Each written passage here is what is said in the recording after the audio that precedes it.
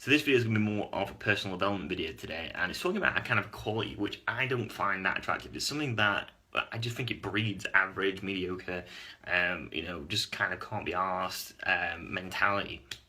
And if you're trying to be really, enthusiastic, passionate, mission driven, you're trying to excel at a high level, you have high standards for yourself, you have big dreams, big aspirations, you won't want anything to do with this quality. And that word is apathy, and I didn't know what that meant actually. Like, I've heard the word being thrown around, but I never knew what it actually was. And what it actually means is the absence or suppression of passion. And when people are like that, they have no concern, very unemotional, no enthusiasm, and again, if you're not excited, then I think one of the best qualities is, and one of my actual personal superpowers is that I can be optimistic and energized 24/7 a day. It's a muscle that you build, that you can get excited on demand, like when it matters, when you feel uncomfortable, when you don't really want to be like that you can turn the switch on and then keep going. Most people don't have that, but again, once you build that muscle, then you can just do it on demand. When it matters, you can get energized, pumped up, and you can be electrifying. So again, apathy, and apathy actually stems from the word suffering in Greek. It actually means in Latin, it actually meant without feeling. So again, it actually, in its Greek origin, it actually meant without suffering. Now, the reason that is that the Greeks said that is apathy for them was actually used as a mechanism to actually cope with stress. That they would actually, anything that was not in their control, they would actually push aside. So in a sense, that is actually a very good coping mechanism for stress, but it actually stems from the word suffering. Now, and that's the context I'm using it in today, and I think that it brings a tremendous amount of suffering, because if I was your boss, your employer, I wouldn't be giving you loads of opportunities left, right, and center because you're like unexcited, unpassionate. You have no emotional concern for anything, and da da da da. You need to be energized and pumped up and be willing to do the hard thing.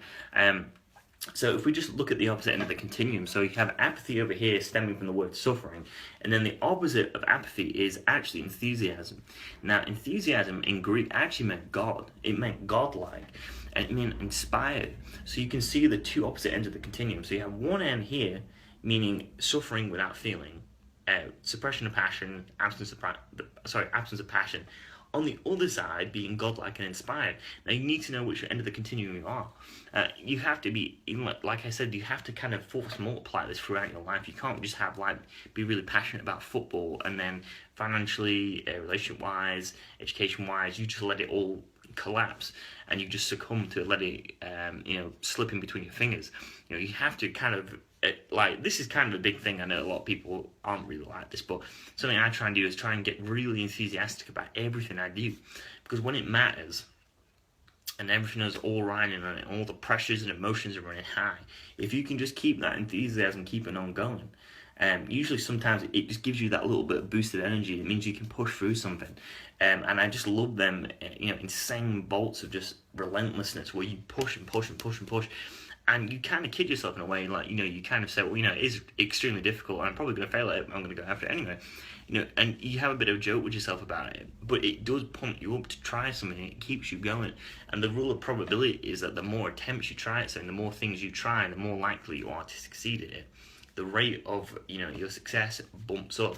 Whereas if you're unenthusiastic, you try something once and then you fail and then you stop, you can only get so far in life doing that. So again, I think it's such a valuable quality to develop that muscle, enthusiasm, passion, aliveness.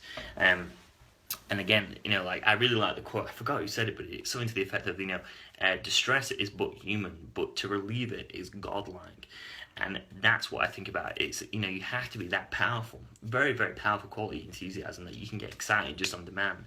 When you feel uncomfortable, when you don't feel like it, when you're tired, because people just succumb to that usually. They just succumb to the feeling.